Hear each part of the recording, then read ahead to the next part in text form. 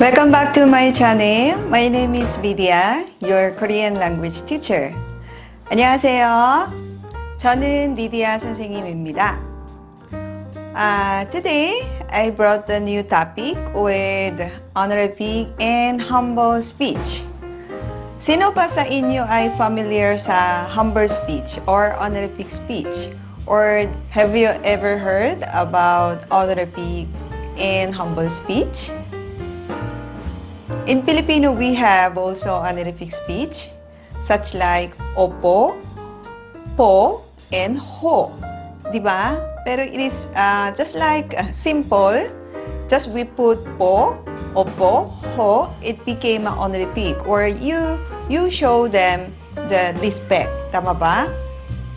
How about Korean honorific and humble speech?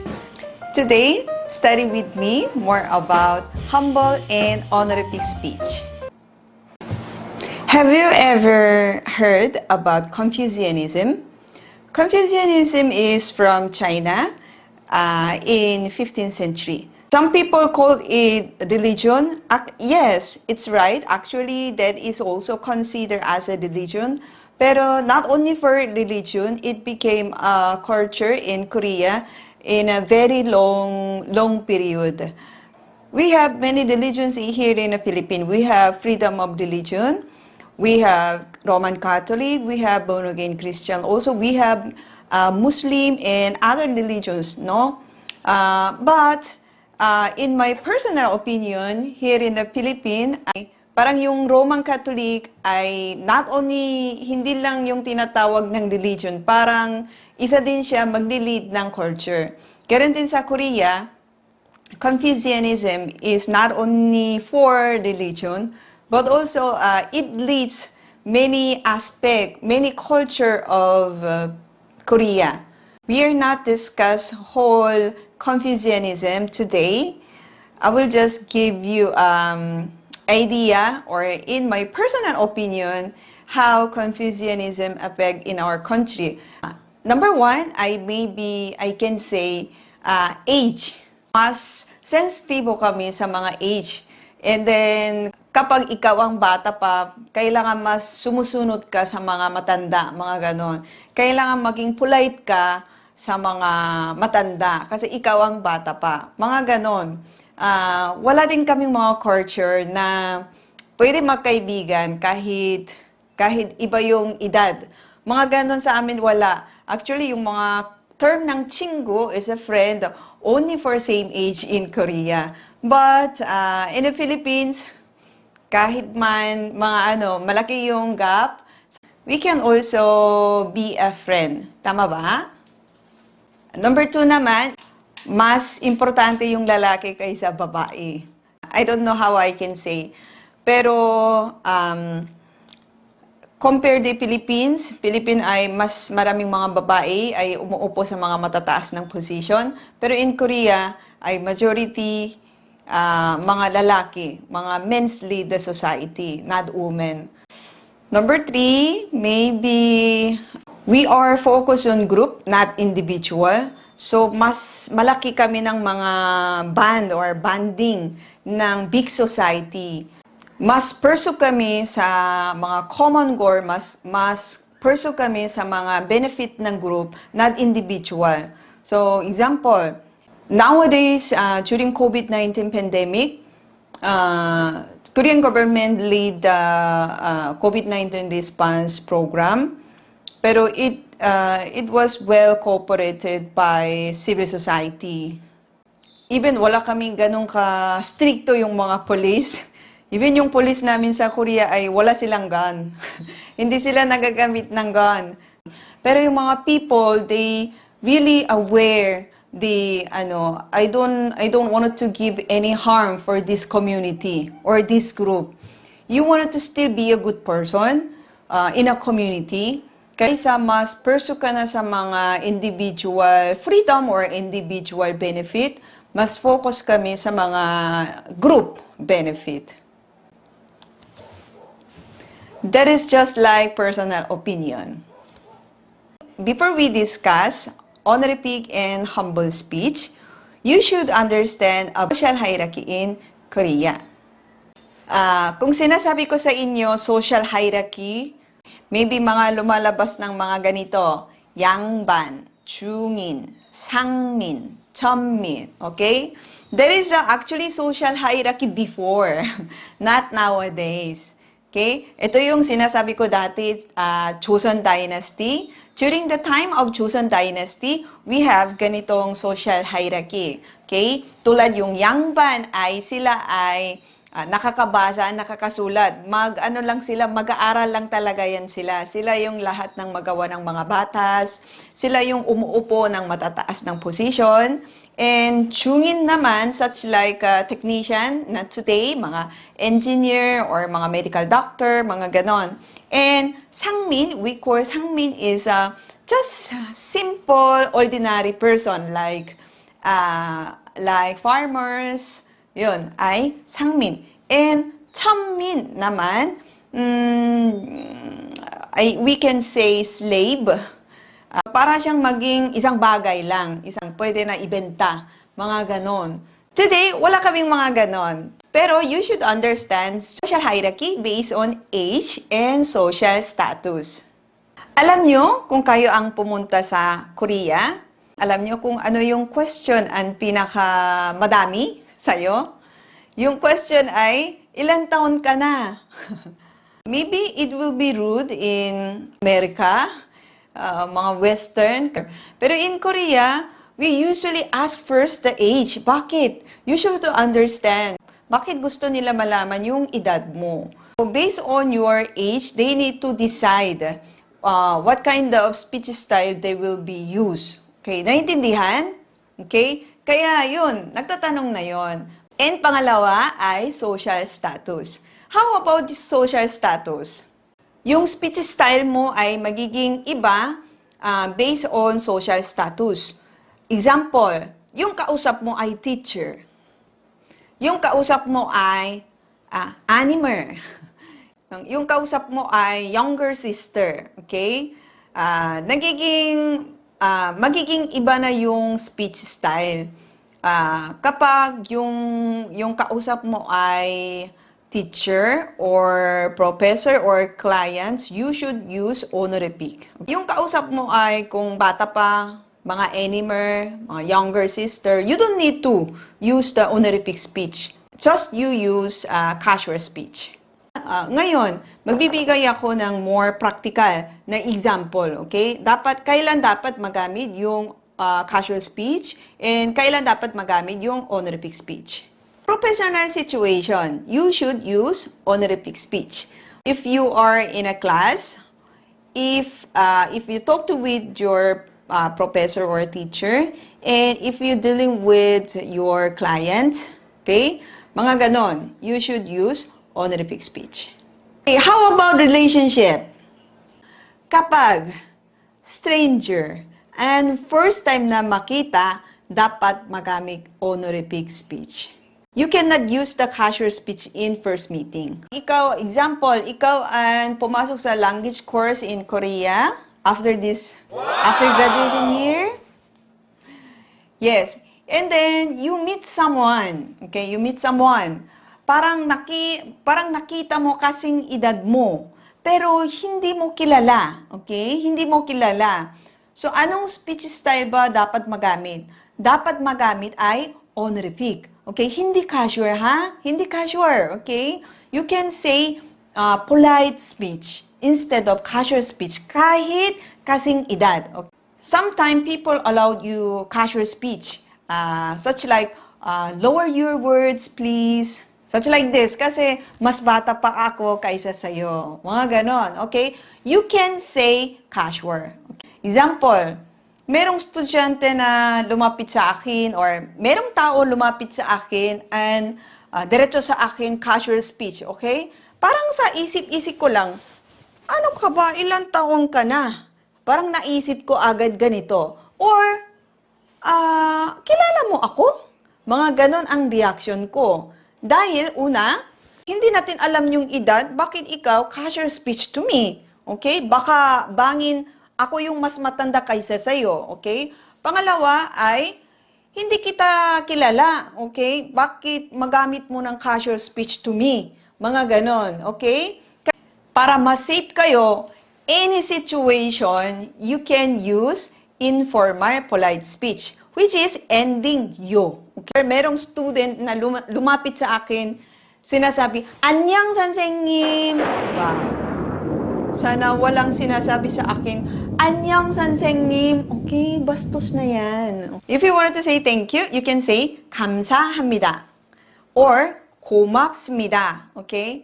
Pero in casual speech, kung sa mga kaibigan, you can just say 고마워, 고마워 to your friend. Okay? It's okay. Imagine mo, ikaw ang pumasok ng isang company. Yung boss mo ay nagbigay sa'yo ng regalo, na Christmas gift, okay? You say to boss, 고마워 사장님. Action. Okay, fire. Yung 고마워, you can also say to your friend, okay? Not in professional situation. And in our class, I'm not encourage you to use casual speech dahil someday you will grab an opportunity to work in Korean company or you wanted to communicate with the Korean people or customer, di ba? So kapag ganon, usually you use polite speech, hindi casual speech. Okay, naiintindihan? In relation to this topic, age, maybe we need to little bit discuss about calling out. This calling out is talagang magagamit sa Korea. So, instead of sa Korea na tinatawag na yung pangalan, mas magagamit kami this term. Or tinatawag na yung social status niya. Example, gusto mo tumawag yung boss mo, you can just say 사장님. Okay? 사장님 is such like CEO or pinakataas ng isang company or isang group, okay? You can just call 사장님. Or if you wanted to call your teacher, you don't need to put the name of the teacher. You just call 선생님. It's all, okay? Or if you wanted to call your pastor, okay? So you can just call 목사님. How about this one, okay? 오빠, maybe you already know, 형, 언니, and 누나. Pero depends on sex. Kung ikaw ang babae, yung babae ay magagamit dalawa lang. You can call someone na older than you, pero babae siya, you can just call her 언니. If you wanted to call someone, lalaki siya, you can call 오빠. Okay? Okay, again, ikaw ang babae, you can use 언니 for babae, 오빠 for lalaki. Kung ikaw ang lalaki, kapag ikaw ang lalaki, dapat magamit mo 형. Or, if you wanted to call someone, pero older than you, babae siya, you use 누나. Okay, 누나.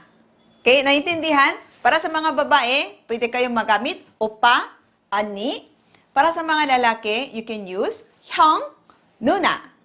Okay, how casual speech and honorific speech different?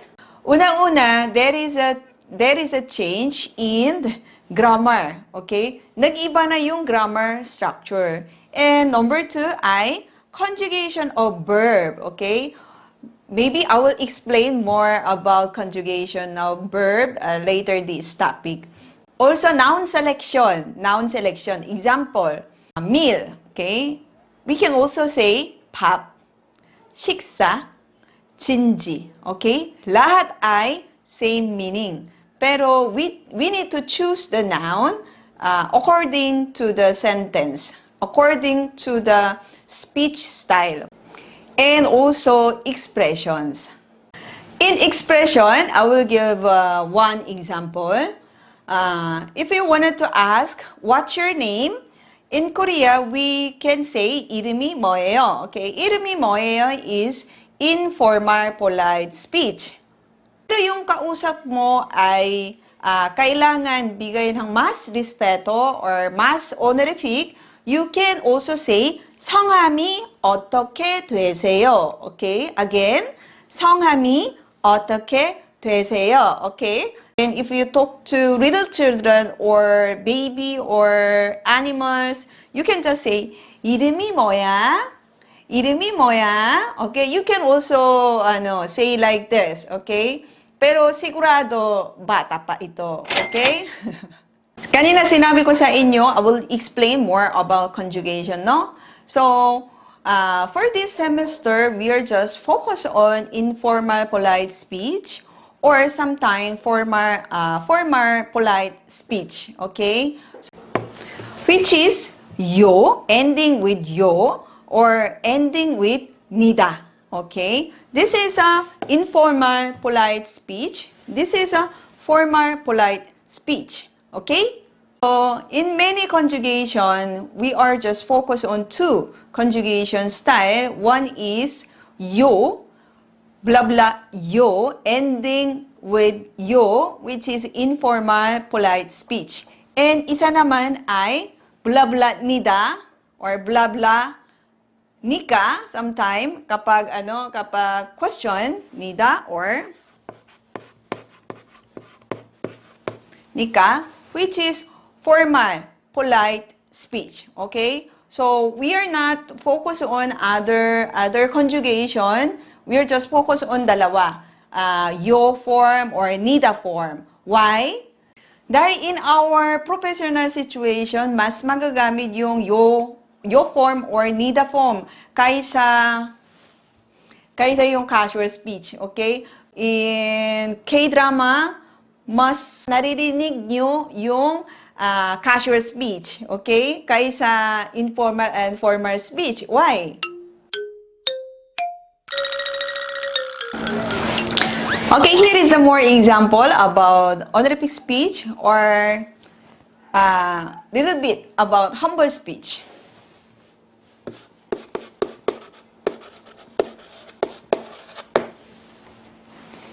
One of the example ay ako, okay? Actually, we have two terms, 저 or 나, okay? 저, we can also say 저, we can also say 나, okay? Pero yung 저 ay one of the example of humble speech, okay? Yung humble speech ay para siyang down yourself, okay? To give more respeto, okay? Mga ganun yun. Since you use informal polite speech, mas pair na po siya, mas pair siya ay 저 instead of na. Merong student na pinapagawa ako ng sentence last week, they also use na. Okay, 나는 빵을 먹어요. 나는 빵을 먹어요. Okay? Yung ending mo ay matatapos ng yo. Okay, 먹어요. Tama ba? So, ibig sabihin, ano na siya? Informal, polite speech na yon. So, yung polite speech ay mas pair na yung 저 kaysa na. Okay? Na is mas tama sa casual speech. Okay? Maybe more example of honorific and umber speech, more about calling out.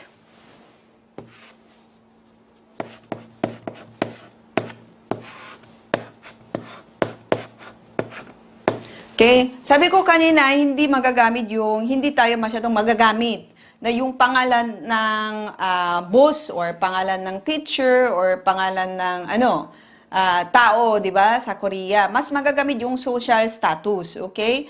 In polite speech, you just put the name and then see, okay? Magiging na yon, parang Mr. or Mrs., mga ganon, okay? Or name with 님, 이민호님, or 박서준님, name put she, or name put 님. Okay, you can use the honorific speech. Yes, I will explain one more speech style, which is plain speech. Okay? Parang wala siyang honorific. Okay? Pero hindi naman din siya bastos, okay? Usually, ito ay magamit sa mga newspaper, journal, article, or advertising, okay? Yung mga poster, okay? Or tarpaulin sa labas, okay? Tulad ng niunda or unda, mga ganon, ang mga speech style ay, mga plain style. Example, Diba? Mogoyo. What is mogoyo? Mogoyo is eat. Merong student na nagsulat na 먹는다. Nasyak na ako para siyang poem. So, this is usually magamit sa mga book, okay? Or article, mga sulat. Yes, today we discuss about honorific and humble speech and ibang mga speech style, okay? Merong isang proverb sa Korea, hindi mabubusok, isang subo pa lang, okay? So this is our first step in terms of using honorific and humble speech, okay? Sana itong video na to ay makakatulong sa inyo na more deeper understanding of polite speech in Korea, okay? Yung ibang konsepto naman ay siguro unfamiliar with you, very strange. Pero yung iba naman ay maybe you can easily understand. Mga ganun naman din dito sa Philippines, no? Minsan naman na naghahanap kayo ng mga mas bata pa. Uy, ikaw ang mas bata pa, ikaw ang gawin mo, mga ganon. Ganon din sa Korea kasi sa group, maghahanap sila ng kung sino yung bata. Oh, ikaw ang maghuhugas ng plato. Sige, ikaw ang arrange ng mga utensils, mga ganon. And also mga concept ng mga oppa, ani, hyang, nuna, also little bit different, pero meron naman din still in a Philippine. Mga salitang mga ate, mga kuya.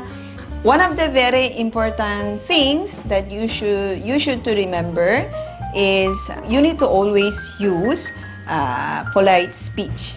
Yung casual speech naman, pwede naman kayo matuto through K-drama, okay?